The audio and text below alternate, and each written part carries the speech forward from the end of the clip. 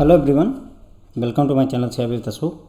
तो फ्रेंड्स, इस लेक्चर में हम डिस्कस करेंगे जो सर्टिफिकेशन एग्ज़ाम्स होते हैं फ्रेंड्स आपके रिमोट प्रोटेक्टेड मोड में।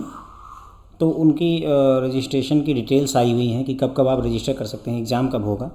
तो थोड़ा उसी के बारे में हम यहाँ पर डिटेल में चर्चा करने वाले हैं। और ये जैसे अगर आपने JIB और CIB कर लिया है, अगर फ्रेंड्स जो है, ठीक है, मान लीजिए आपने JIB CIB कर लिया है, उस केस में ये एक अच्छा ऑप्शन रहता है। अगर आप चाहें तो सर्टिफिकेशन कोर्स कर सकते हैं, ठीक है।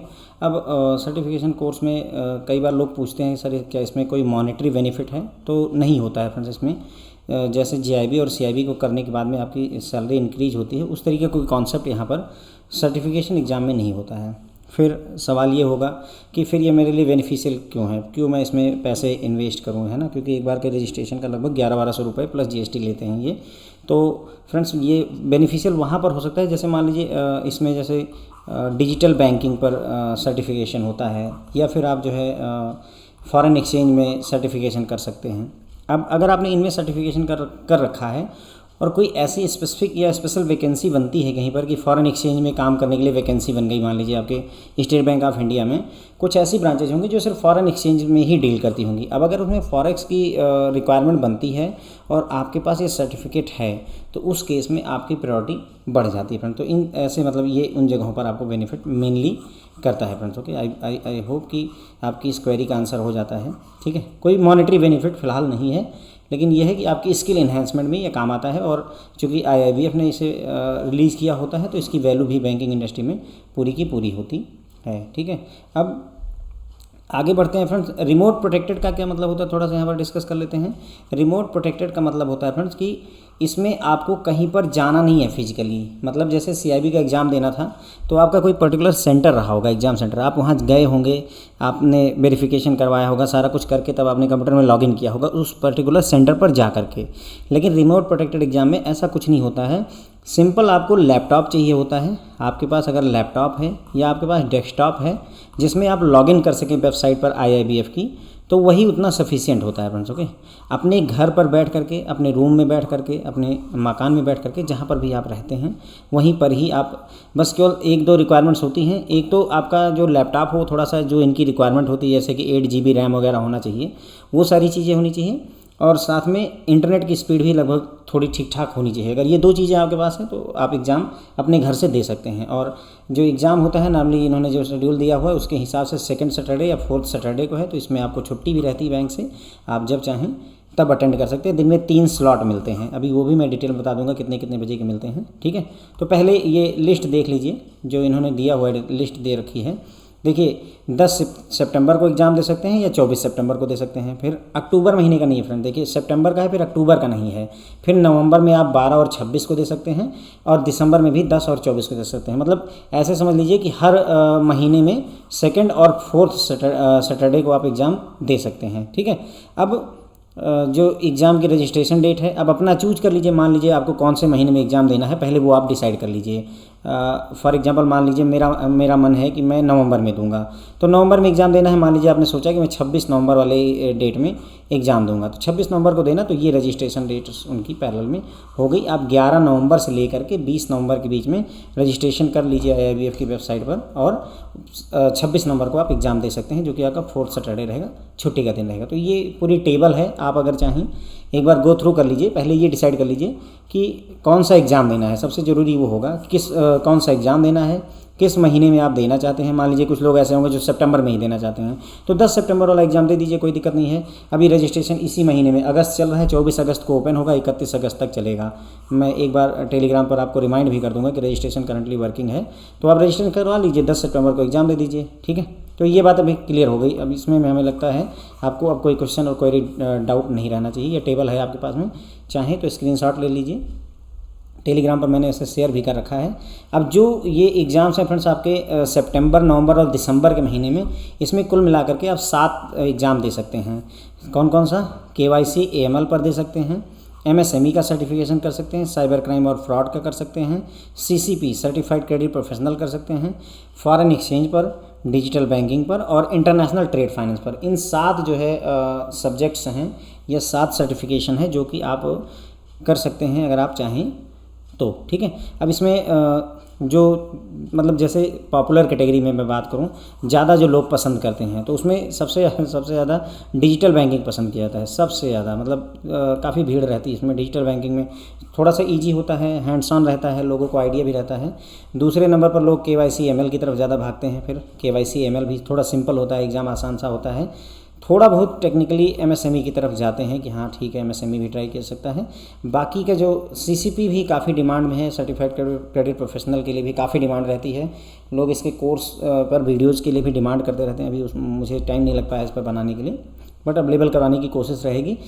फॉरेन एक्सचेंज और ये जो इंटरनेशनल ट्रेड वगैरह है या फ्रॉड है, ये स्पेसिफिक लोग ही करते हैं। मतलब ये कॉमन जो कॉमन बैंकर्स हैं वो नॉर्मली नहीं करते हैं। ज़्यादातर जिनको स्पेसिफिक इंटरेस्ट होता है वही इसमें जाते हैं। अदरवाइज जो मैंने आपको बताया कि दो सबसे ज़्यादा चलने वाले कोर्सेज जो हैं आपके फ्रेंड्स, वो एक तो KYC ML हो गया और दूसरा डिजिटल बैंकिंग। मतलब आप ये समझ लीजिए कि कोई अगर करना चाहता है तो नॉर्मली इसे करता ही। मैं ये नहीं कह रहा हूँ कि आप इसे करिए, वो आपका अपना पर्सनल इंटरेस्ट है, बट ये 7 हैं जो कर सकते हो आप। उसमें से सबसे ज़्यादा जो फेवर्ड किए जाते हैं वो ये 2 किए जाते हैं। तीसरे नंबर पर MSME भी लोग पसंद करते हैं, ठीक है। बाकी CCP भी पसंद किया जाता है, इसमें कोई डाउट नहीं है ना। ये मतलब आप डिजिटल बैंकिंग, CCP और KYC ML को एक ही कैटेगरी में रख सकते हैं। तो अगर आप चाहें तो इन कोर्स को कर सकते हैं फ्रेंड्स, सर्टिफिकेशन को कर सकते हैं। अब देखिए जो आपको शेड्यूल मैंने दिखाया था उसमें आप एक चीज़ देखिएगा, मैंने बताया भी था कि सितंबर का शेड्यूल है आपके पास। देखिए सितंबर का शेड्यूल है, अक्टूबर का नहीं है, फिर नवंबर का है, फिर दिसंबर का है ना।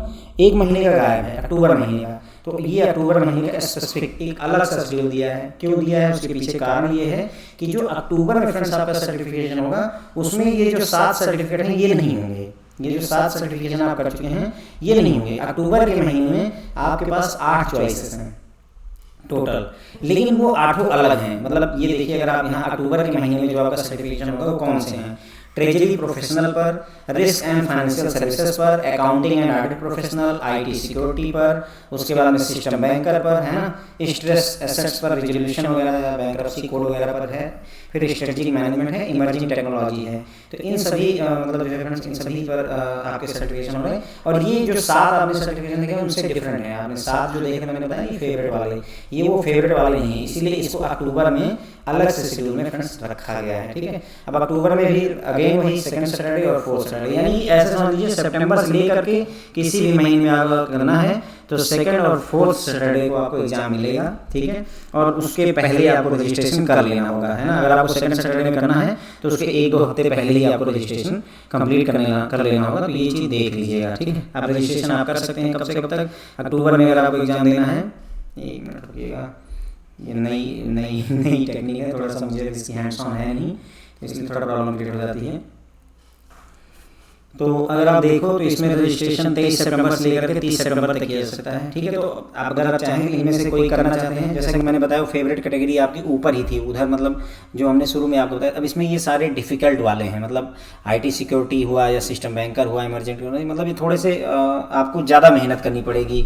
और इसके लिए जो स्टडी मटेरियल में अगर अभी आपके पास कोई ऑप्शन नहीं है तो इन सभी के लिए मैं आपको बोलूँगा कि आप मैकमिलन की या जो है टैक्समैन की जो बुक आती है ना, उसी बुक को रेफ़र करिए फ्रेंड्स, जो है वो काफ़ी हेल्पफुल रहती है। अगर किसी का वीडियो सेशन अवेलेबल है तो उसको ले लीजिए, अगर नहीं अवेलेबल है तो आप बुक के थ्रू भी जा करके है ना पढ़ सकते हैं और कर सकते हैं। जो इसमें से डिजिटल बैंकिंग है फ्रेंड्स वो मैंने कवर अप किया हुआ है। अगर आप देखोगे तो जो है जो डिजिटल बैंकिंग है इसमें से उसको मैंने रिटेल बैंकिंग का चूँकि पार्ट है तो इसलिए डिजिटल बैंकिंग कवर अप है और काफ़ी हेल्पफुल हो सकता है ना। अगर आप चाहें तो उस कोर्स को देख सकते हैं, डिजिटल बैंकिंग वाला पर्टिकुलर। रिटेल बैंकिंग के अंदर में आपको ये मिल जाएगा डिजिटल बैंकिंग, उसको अगर आप रेफ़र करते हैं तो आपको इंडीड जो है मतलब बेनिफिशियल रहेगा। अब जो रिमोट प्रोटेक्टर एग्ज़ाम होते हैं फ्रेंड्स वो 3 सेशन होता है हर दिन आपको 3 बार एग्ज़ाम होते हैं। आपको कोई एक स्लॉट लेना है, ऐसा नहीं कि दिन के तीनों स्लॉट्स लेने हैं, कोई भी एक स्लॉट जो आपको पसंद आए वो सेलेक्ट कर लीजिए।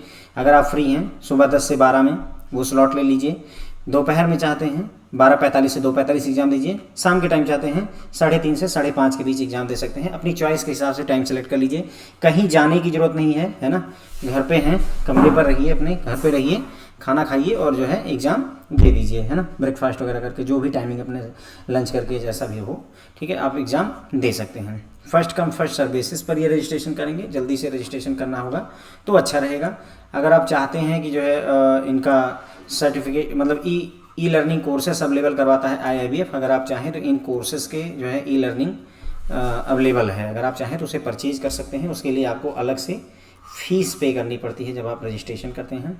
उसके बाद में इन्होंने ये PDF दे रखी है, मतलब ये लिंक दे रखी है जिसमें इन्होंने रूल्स वगैरह दे रखे हैं, वही रूल्स जो है आपको बताया कि मतलब आपका सिस्टम इतना GB का होना चाहिए, वो सारी बातें यहाँ पर बताई हुई हैं, ज़्यादातर वही बातें हैं।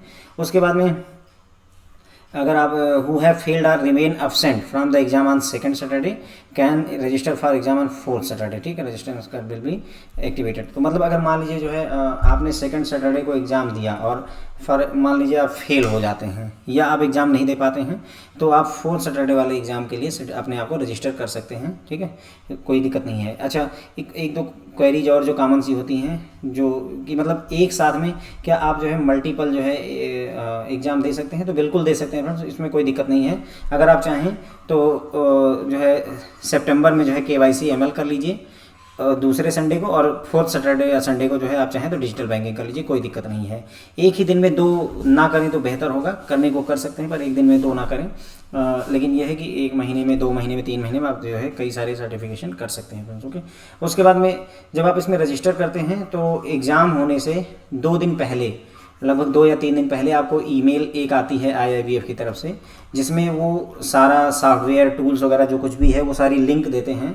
आप अपने लैपटॉप पे ईमेल खोलेंगे, सारी लिंक वगैरह दे रखी होगी, आप डाउनलोड करेंगे, चलाएंगे, सब कुछ टेस्टिंग हो जाएगी। और एकदम जैसे जब आप CIB के एग्ज़ाम देने जाते हैं तो स्टार्टिंग में आपको एक छोटा सा डेमो एग्ज़ाम लिया जाता है 5 क्वेश्चन का, अगर आपको याद हो।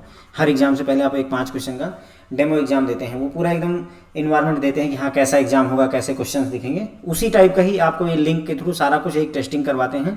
तो उससे क्या है कि आपको ये पता चल जाता है कि जो आपका लैपटॉप है वो कंपेटेबल है या नहीं है, जो आपकी नेट है स्पीड उसकी अच्छी है या कुछ अरेंजमेंट करना है, ये सारी बातों का सोल्यूशन या जवाब आपको उस ईमेल के थ्रू मिल जाता है। तो उसको आप मतलब उस ईमेल के थ्रू पूरा बाकायदा जाइए, जो सॉफ्टवेयर वगैरह डाउनलोड करवाता है वो डाउनलोड करिए, नेट से कनेक्ट करिए, है ना, और फिर एग्ज़ाम दे करके देखिए कि मतलब जो है क्या, मतलब एक डेमो एग्ज़ाम दे लीजिए ताकि आपको एक आइडिया हो जाए कि हाँ अच्छे से कि हाँ मेरा मतलब जो भी आगे 2 दिन बाद जो एक्चुअल एग्ज़ाम होगा तो उसमें मुझे कोई प्रॉब्लम नहीं होगी, ठीक है फ्रेंड। तो ये हो गया सर्टिफिकेशन एग्ज़ाम के बारे में, हमने समझ लिया सर्टिफिकेशन एग्ज़ाम कौन कौन से आप एग्ज़ाम दे सकते हैं।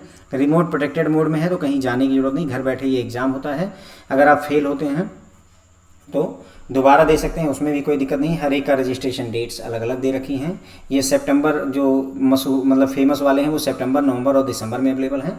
हर महीने के सेकंड और फोर्थ सैटरडे को आपको एग्ज़ाम देने का मौका यहाँ पर दिया जा रहा है फ्रेंड्स, ओके। तो इतना है, कोई ज़्यादा डिफ़िकल्ट नहीं है इसमें। आपको ये है कि अगर आप एग्ज़ाम देते हैं तो अपने पास में अपना बैंक का ID कार्ड वगैरह रखिए, क्योंकि जो आपका ये कैमरा होगा जो आपके लैपटॉप का, उसके थ्रू जो है सामने वाला पर्सन आपको देख सकता है। तो कई बार वो ID कार्ड वगैरह मांगते हैं, अपना पैन कार्ड या आधार कार्ड वगैरह जो भी मतलब आपके पास वैलिड ID प्रूफ वगैरह है वो सब आप रखें अपने पास तो ज़्यादा बेहतर होता है।